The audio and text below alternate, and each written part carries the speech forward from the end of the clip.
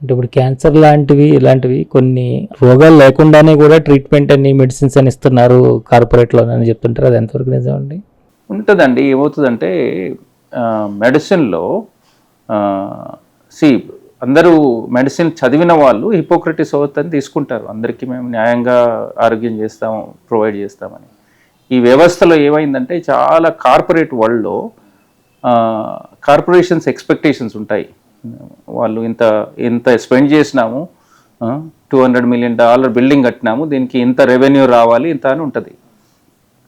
అది బిజినెస్. ఇప్పుడు అందులో ఉన్న వాళ్ళందరికీ శాలరీలు పే చేయాలి, డాక్టర్లకు శాలరీలు పే చేయాలి, అందులో ఉన్న స్టాఫ్కి శాలరీలు పే చేయాలి. అవన్నిటి కోసం వాళ్ళు బిజినెస్ ప్లాన్ ఉండడంలో తప్పలేదు. సో వాళ్ళు దాన్ని ఎట్లా ఇంప్లిమెంట్ చేస్తున్నారు, కొన్ని ఉంటాయి, అన్ని నేషనల్ స్టాండర్డ్స్ ఉంటాయి. ఇప్పుడు విమెన్కు బ్రెస్ట్ మ్యామోగ్రామ్ చేయించుకోవడము, cervical cancer screening and blood pressure. ప్రతి ఒక్క పేషెంట్ ఆఫీస్కి వెళ్తే డాక్టర్ దగ్గరికి బ్లడ్ ప్రెషర్ స్క్రీన్ చేయాలి 40s 50sలో. So blood pressure more dangerous than COVID. దాన్ని మనము బ్లడ్ ప్రెషర్ని కంట్రోల్ చేస్తే హార్ట్ డిసీజ్ 50% తగ్గిపోతుంది, కొలెస్ట్రాల్ కంట్రోల్ చేస్తే హార్ట్ డిసీజ్ తగ్గిపోతుంది. సో ఇవన్నీ చేస్తూ అందులో ప్రాపర్గా డయాగ్నోసిస్ చేస్తే కొద్దిమందికి స్టెంట్స్ అవసరం ఉంటుంది, బైపాసెస్ అవసరం ఉంటుంది, అక్కడ డబ్బులు వస్తాయి హాస్పిటల్కు. సో వాళ్ళు ఓవర్గా వెళ్ళి, సో వరల్డ్ ఇంత పాపులేషన్ ఉంది, సో వాళ్ళు ఓవర్గా లేనివి డయాగ్నోస్ చేసి దురుద్దేశంతో మనీ తీసుకోవాలనే ఇంటెన్షన్స్ ఉన్న వాళ్ళను అటువంటి హాస్పిటల్స్ని మనం తెలుసుకోవాలి. తెలుస్తుంది అది. మనము ఆ సొసైటీలో స్లోగా ఇన్ఫర్మేషన్ వస్తుంది. వాళ్ళ దగ్గరికి వెళ్ళకుండా వాళ్ళని డిప్రైవ్ చేస్తే వాళ్ళు షట్ డౌన్ అయిపోతారు. సో కొన్ని మంచి నేమ్ ఉన్న హాస్పిటల్స్, మంచి కార్పొరేట్స్ వాళ్ళు మంచి ఉద్దేశంతో చేసే వాళ్ళకి సపోర్టివ్గా ఉండి, అంత కాకపోతే అక్కడ వెళ్ళినప్పుడు మనము అక్కడ క్లీనింగ్ చేసే వాళ్ళకి ఏదో ఫ్రూట్స్ ఏవో తీసుకెళ్ళడము, వాళ్ళని థ్యాంక్ఫుల్ ఉండడం, వాళ్ళతో అన్ని చేయించుకుంటే వాళ్ళు మళ్ళీ మనకు సేవలు అందిస్తారు. సో ఇది ఇంటెలిజెంట్గా మనము మన వ్యవస్థలో ఎవరు పద్ధతి ప్రకారం చేస్తున్నారు, ఈవెన్ డాక్టర్లలో కూడా ప్రతి 10 మందిలో 6-7 డాక్టర్లు చాలా ఎక్సలెంట్ ఉంటారండి. ఇంకా 1-2 డాక్టర్స్ కొద్దిగా కమర్షియల్ ఉంటారు, వాళ్ళకు ఏదో ఒత్తిళ్ళు ఉంటాయి, వాళ్ళు కొద్దిగా ఒక 1 డాక్టర్ డెఫినెట్లీ బ్యాడ్ ఉంటాడు. సో వాడి ఉద్దేశం ఏంటంటే ఎంత ఛాన్స్ ఉంటే అంత వేసేయాలి పేషెంట్లకని. సో ఆ ఒక్క డాక్టర్ని మనం తెలుసుకోవాలి. అట్లా అని చెప్పేసి ఆ ఒక్క డాక్టరు రాంగ్ చేస్తున్నాడని 9 మంది డాక్టర్లను ఆల్ మెడికల్ ఫీల్డ్ని తిడుతుంటారు, కొద్దిమంది హాస్పిటల్స్ని తిడుతుంటారు. హాస్పిటల్స్ ఎంత మంచిదండి, మీరు హాస్పిటల్లోకి వెళ్తే కొన్ని వేల ప్రాణాలు సేవ్ అవుతుంటాయి హాస్పిటల్లో. వాళ్ళు మార్నింగ్ నుంచి ఈవినింగ్ దాకా ప్రతి ఒక్కరికి అన్యాయం చేయాలని ఏం చేయరు. సో ఓవరాల్గా ఏ హాస్పిటల్లో కూడా ఎంత ఆర్గనైజ్ లేకున్నా కానీ వాళ్ళు ఆక్సిజన్ ఇవ్వడము, ఫ్లూయిడ్స్ ఇవ్వడము ప్రతి ఒక్కరికి మంచి జరుగుతుంది. సో వ్యవస్థను కంప్లీట్ క్రిటిసైజ్ చేసి అసలు హెల్త్ కేర్ సిస్టమ్ మొత్తం కరప్ట్ అయిపోయిందంటే అందులో ఉన్న మంచి వాళ్ళకు డిస్కరేజ్మెంట్ వస్తుంది. అందులో మంచిగా ఆనెస్ట్గా చేసే డాక్టర్లు మేము ఎంత చేసినా పేషెంట్లు మమ్మల్ని తిడుతూనే ఉంటారని వాళ్ళకు ఉన్న ఇంట్రెస్ట్ పోయి అంత సిస్టమ్ ఇంకా ఖరాబ్ అవుతుంది.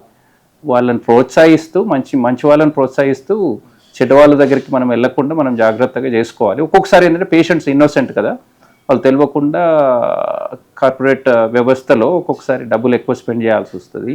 బెస్ట్ ఎగ్జాంపుల్ అండి, ఇప్పుడు 90-95 ఏళ్ళు ఉంటాయి ఇంట్లో, గ్రాండ్ ఫాదరు, గ్రాండ్ మదర్ కావచ్చు, వాళ్ళకి ఇంట్లో కంఫర్టబుల్గా ఉంచడము, ఇంట్లో సేవలు అందించడం ఇంపార్టెంట్. వాళ్ళకి సడన్గా ఒక క్రైసిస్ సిచ్యువేషన్ వచ్చింది అనుకోండి, అప్పటి వరకే వాళ్ళు వీల్ చైర్లో ఉన్నారు, వాళ్ళు ఏం చేసుకోలేకపోతున్నారు, వాళ్ళని తీసుకెళ్ళి పెద్ద హాస్పిటల్లో ఐసీయూలో ఉంచి 20 లక్షలు 30 లక్షలు 50 లక్షలు బిల్లు.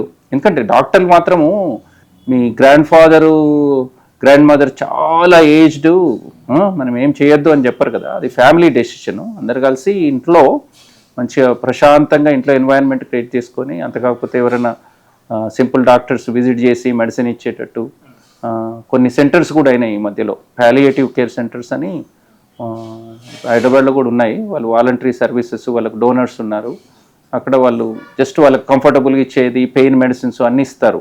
ఆల్మోస్ట్ ఖర్చులు ఏమి ఉండవు, మినిమం ఖర్చుతో. అటువంటి వాటిలోకి వెళ్ళాలి. ప్రతిదానికి కార్పొరేట్ హాస్పిటల్ ఐసీయూకి వెళ్ళడం అన్నది చూస్తున్నాను చాలా.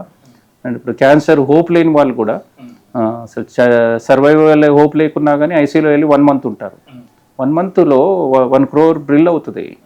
అది ఇప్పుడు మీరు అదే పేషెంట్ని ఆ 1 crore బిల్ని ఐసీయూ బిల్ కట్టమన్నావా లాస్ట్ 1 month, ఆర్ మీ గ్రాండ్ చిల్డ్రన్ ఎడ్యుకేషన్కి, వాళ్ళ పెళ్ళిళ్ళకి, వాళ్ళకు మంచి లైఫ్ ప్రొవైడ్ చేయడానికి డబ్బులు దానికి యూజ్ చేస్తావా, లేకపోతే ఐసీయూలో డాక్టర్లకు హాస్పిటల్కి పే చేయాలంటే గ్రాండ్ మదర్ గ్రాండ్ ఫాదర్ అంటారు.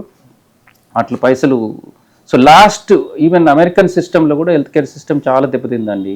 లాస్ట్ ప్రతి ఒక్కరు మనము జీవితాంతం ఎంత డబ్బులు స్పెండ్ చేస్తామో హెల్త్ కేర్కి లాస్ట్ 30 daysలో అంత స్పెండ్ చేస్తాం.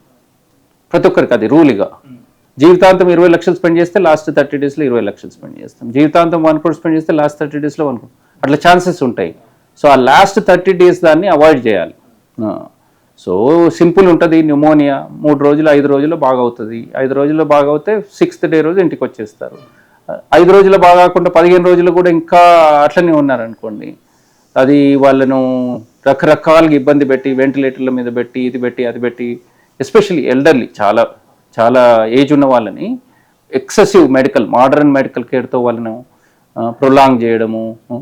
సో ఒక్కొక్కసారి అటెంప్ట్ చేస్తాము, బట్ దాన్ని ఒక స్టేజ్లో దాన్ని స్టాప్ చేయాల్సి వస్తుంది. అండ్ సేమ్ టెర్మినల్ క్యాన్సర్స్ కూడా ఒకటి ఫ్యూచర్లో, ఇంతకుముందు డ్రగ్స్ అది యంగ్స్టర్స్ కానీ మాట్లాడినాం కదా, పెద్దవాళ్ళందరికీ మేజర్ ఫైనాన్షియల్ బర్డెన్, ఎంత రిచ్ అని ఉండనివ్వండి, బిట్వీన్ వైఫ్ అండ్ హస్బెండ్ ఒక్కరు సిక్ అయినా ఇంకొకరికి ఫైనాన్షియల్ బర్డెన్ పడుతుంది. అండ్ ఒక్కొక్కసారి కొన్ని ఇల్నెస్లు ఇవాళ రేపు మోడర్న్ మెడిసిన్లో 20 లక్షలు కావచ్చు, 50 లక్షలు కావచ్చు, ₹1 కోటి కావచ్చు, 2 కోట్లు కావచ్చు. ఫ్యామిలీకి ఏముంటుంది, మనము ప్రాణాన్ని కాపాడు కోసం ఎంతైనా కానీ స్పెండ్ చేస్తామంటాం కదా. So insurance, basic insurance provide చేసుకోవడం బెటరు. 30s 40s నుంచి ఎప్పుడు ఎవరికి ఏది వచ్చేదో తెలియదు కదా. సో కవరేజ్ ఉంటుంది దాంతో. సో అది ఈవెన్ 70s 80s 90s పోయినా కానీ వాళ్ళు మెయింటైన్ చేసుకుంటే బెటరు. ఇన్సూరెన్స్ లేని వాళ్ళు ఎమర్జెన్సీ యూజ్ కోసం కొద్దిగా డబ్బులు తీసి హెల్త్ రీజన్స్ కోసం పక్కకు పెట్టుకోవాలి. ఈవెన్ సింపుల్ జాబ్స్ ఉన్న వాళ్ళకు కూడా సడన్గా మెడికల్ బిల్లు 50,000 వస్తుంది, అప్పుల్లో పడిపోతారు. సో మెడికల్ అది ఇన్ఎవిటబుల్ అండి. అది ప్రతి ఒక్కరికి ఏదో ఒక స్టేజ్లో మెడికల్ బిల్స్ ఆర్ బిగ్. అది వాటిని జాగ్రత్తగా వాళ్ళు బడ్జెట్ చేసుకొని డబ్బులు దాచుకోవడమో లేకపోతే ఇన్సూరెన్స్ పే చేయడమో ప్రిపేర్ అయి ఉండాలి దానికి. అండ్ హాస్పిటల్స్లో కూడా ఏ హాస్పిటల్లో అయితే రీజనబుల్గా ఛార్జ్ చేస్తున్నారో ఆ హాస్పిటల్స్కి వెళ్ళి అవసరం వస్తే palliative care, end of life అంటారు, ఎండ్ ఆఫ్ లైఫ్ కేర్ను ప్రాపర్గా యూజ్ చేసుకోవాలి. అందుకోసం ఈ లక్షలు కోట్లు లాస్ట్కి పొడగొట్టుకోవడం హెల్త్ కేర్లో, దాంతో ఏమవుతుందంటే కార్పొరేట్స్ కూడా చాలా డబ్బులు వస్తున్నాయి. వచ్చే వరకు వాళ్ళు ఇంకా పెద్ద పెద్ద ఫెసిలిటీస్ కట్టేసేసి ఇంకా మార్కెట్ చేస్తారు కదా. సో వాళ్ళు అమేజింగ్, వాళ్ళు చాలా మంచి మంచి ఎంఆర్ఐ మెషిన్స్ అవి ఇవి తెచ్చి మంచి సర్వీసెస్, ఇండియాలో ఉన్న హెల్త్ కేర్ సర్వీసెస్ వాళ్ళు ఎక్కడ లేవు. మంచి ఇంటెలిజెంట్ డాక్టర్స్ ఉన్నారు, మనకు అన్ని మెషిన్స్ అన్నీ వస్తున్నాయి, ఇంపోర్టెడ్ మెషిన్స్, ఇక్కడ ఇండియాలో తయారు చేసిన మెషిన్స్. సో అవన్నీ రిసోర్సెస్ని ప్రాపర్గా వాడి ప్రాపర్గా బిల్డ్ చేసిన హాస్పిటల్స్ని మనం సపోర్ట్ చేస్తే మనం కేర్ఫుల్గా ఉండగలం.